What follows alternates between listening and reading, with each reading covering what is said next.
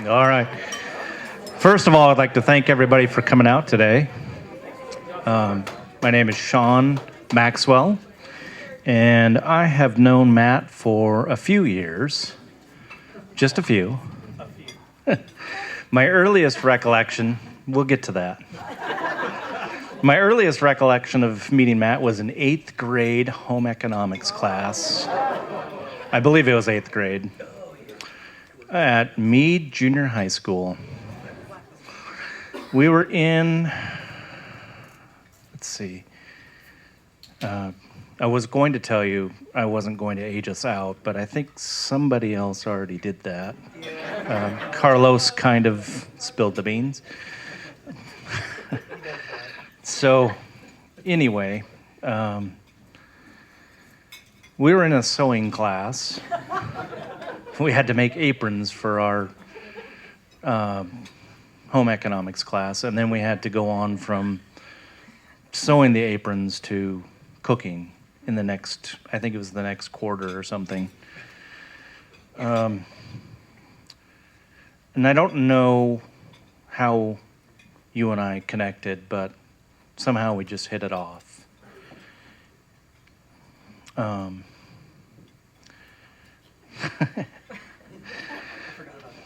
So during those years, as we were coming up, I remember Mountain Dew fueled times in your garage playing foosball, cruising Riverside, going out to Pizza Hut and picking up pizzas, and just a good time.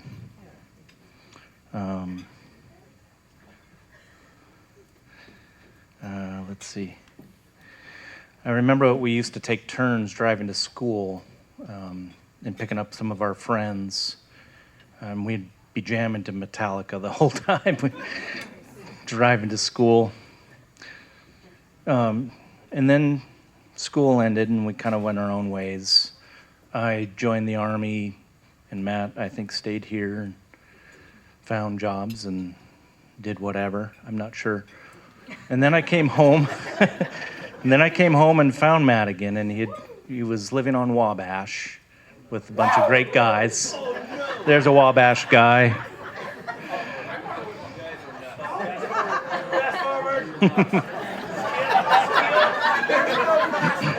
What I remember most of those days is cruising around with Matt, and I think his car was a '67 Mustang.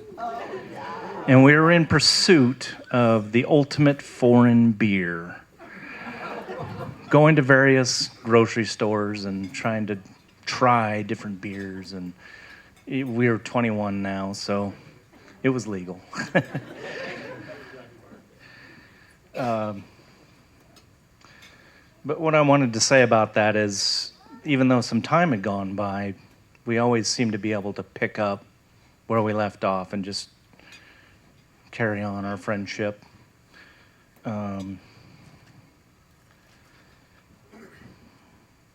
Let's see. It was like no time had passed, basically.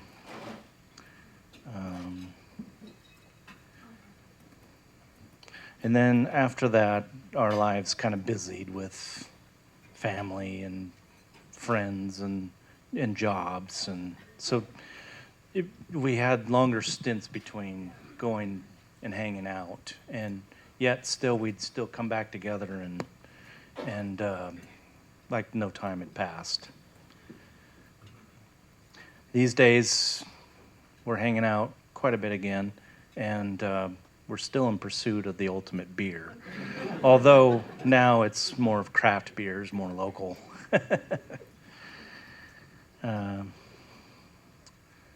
Let's see. I've known Matt a long time, and when Matt mentioned he was seeing someone, I could see by the way he lit up as he told me about her. She was his love, his one. And then when I met Carrie, I could see by the way she looked at him, she had fallen pretty hard for my friend.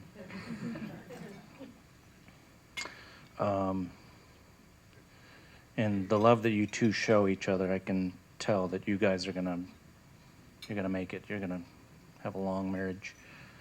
I want to say congratulations to you both, and thank you, Matt, for nearly 40 years of friendship. Getting back to whoever asked, 40 years. So old. So here's wishing you both a lifetime of happiness together and a love that grows stronger with each passing day.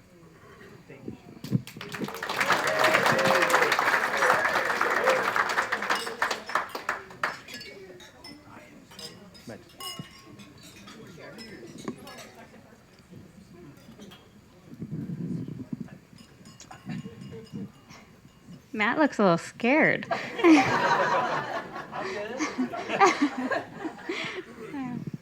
Well, hi, I'm Jessie. I'm Carrie's sister. And I just wanted to mention I have never seen Carrie so happy before. And just to give you some context, Carrie is just a happy person anyways. She creates her own happiness, and she always has. She also is very driven. She sets high goals and high standards for herself and goes after those. And so she wasn't looking for love. And she mentioned to me that somebody was interested in dating and that she didn't think she was going to go. You know, she was doing other stuff. And I'm like, no, Carrie, you should go. I'm like, go. She's like, oh, I don't know. So I was surprised when I talked to her again, and she told me that she met this amazing man. She did go. And that she did not need to go on any more dates to know that this was her person. So she said that she spent hours talking and just knew this is her person. And I was like, well, Carrie, that does not give me much time to go stalk his social media, search the internet, and do a background check to make sure he's not a serial killer.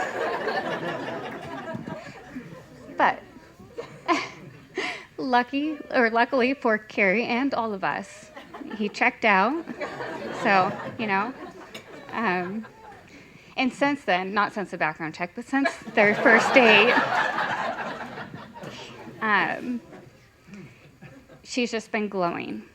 She glows. You can just tell that happiness it's just there. And what I think it really is she has found her true love. And I think that's what that looks like. So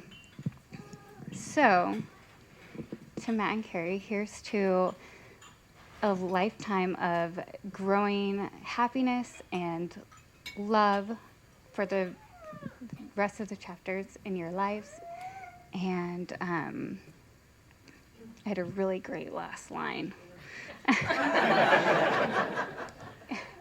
Here's to a beautiful and exquisite love story. Cheers.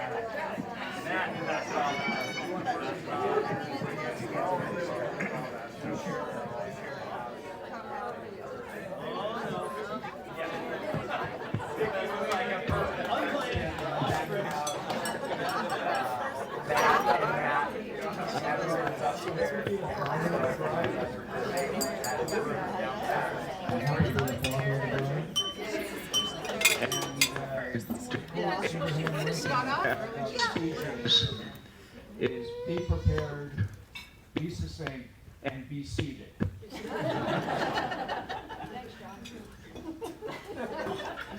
So I'm just going to take just a second here to say that I wish Carrie and Matt every happiness in the world, every love in the world, and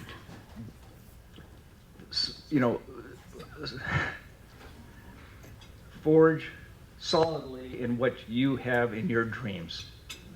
So raise a glass to the dreams of this couple. Thank you.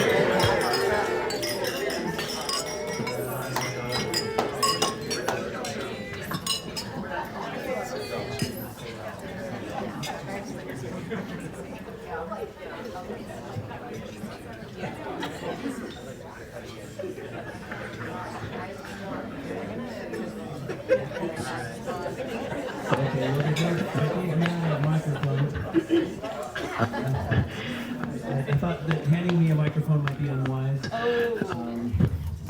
Never. So here we go. No, I've been writing some notes.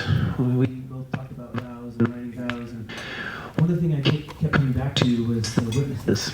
You know, we're doing this for each other. We're doing this together. We're getting married to each other. Why other people? You know, what's going on? That's the issue. I don't know how to turn it off. And I realized that my story leading up to today is full of your participation. I realized that I've been down a lot of times, and some of you have been down with me.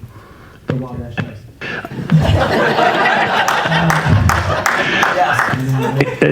I didn't know Sean would remember that, but he did. And some of the times I've been down, you guys have been there to pick me up. And some of the times I've been up, you guys have been up with me.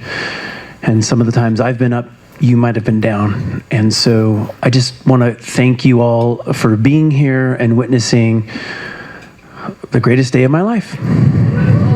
Thank you very much.